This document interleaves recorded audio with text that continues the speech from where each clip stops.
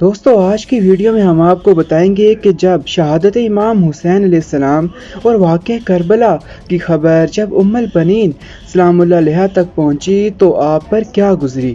سید محمد علی قاضی Tabatabai اپنی کتاب تحقیق دربار اولین اربعین حضرت سید الشہداء علیہ السلام میں لکھتے ہیں کہ اسیران کربلا شام سے رہا ہونے کے بعد واپسی پر 40 کے دن کربلا پہنچے تھے اور چند دن کربلا میں قیام کے بعد مدینہ کی طرف روانہ ہو گئے۔ اسیران کربلا جب ربیع الاول کی ابتدائی ایام میں مدینہ کے نزدیک پہنچے تو امام سجاد علیہ السلام نے حکم دیا کہ شہر کے باہری خیمے نصب کیے جائیں۔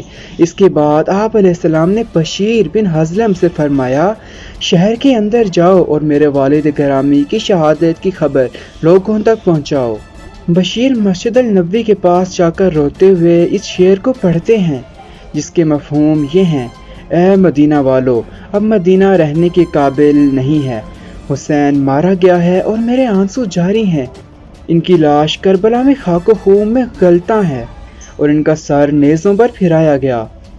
بشیر بن حزلم حضرت امام حسین علیہ السلام کے حکم سے مدینہ میں آئے تاکہ لوگوں کو کربلا کے دلسوز واقعے اور اسیران اہل بیت علیہ السلام کی مدینہ واپسی سے مطلع کریں۔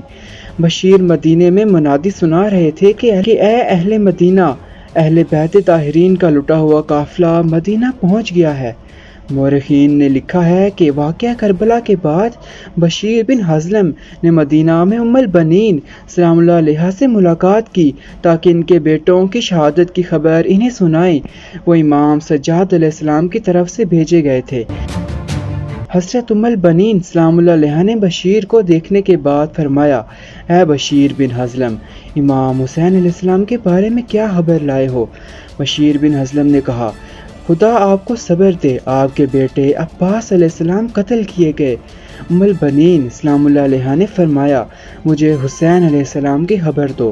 بشیر بن حزلم نے ان کے بھاگے بیٹوں کی شہادت کی خبر کا اعلان کیا، لیکن حضرت ام البنین سلام اللہ علیہ مسلسل امام حسین علیہ السلام کے بارے میں پوچھتی رہیں اور صبر و شکیبائی سے بشیر کی طرف مخاطب ہو کر فرمایا، اے بشیر، مجھے ابھی عبداللہ الحسین کی خبر دو، میرے بیٹے اور جو کچھ اس نیلے آسمان کے نیچے ہے ابا عبداللہ الحسین علیہ السلام پر قربان ہو۔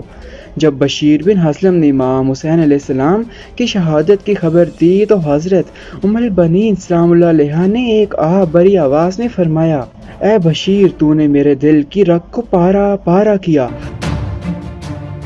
اور اس کے بعد آپ سلام اللہ علیہ نے نالہ و زاری کی۔ حضرت زینب کبریٰ سلام اللہ علیہ مدینہ میں پہنچنے کے بعد حضرت ام البنین سلام اللہ علیہ کی خدمت میں حاضر ہوئیں اور ان کے بیٹوں کی شہادت کے بارے میں تسلیت و تعزیت ادا کی۔ حضرت ام البنین سلام اللہ علیہ کی اہم خصوصیات میں سے زمانہ اور اس کے مسائل کی طرف ان کا توجہ کرنا ہے۔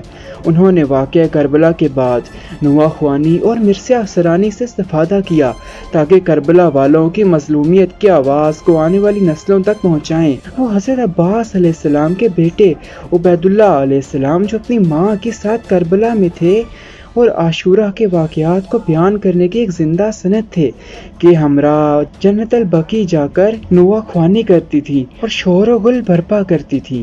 مدینہ کے لوگ ان کے ارد گرد جمع ہوتے تھے اور ان کے ساتھ نالہ و زاری کرتے تھے۔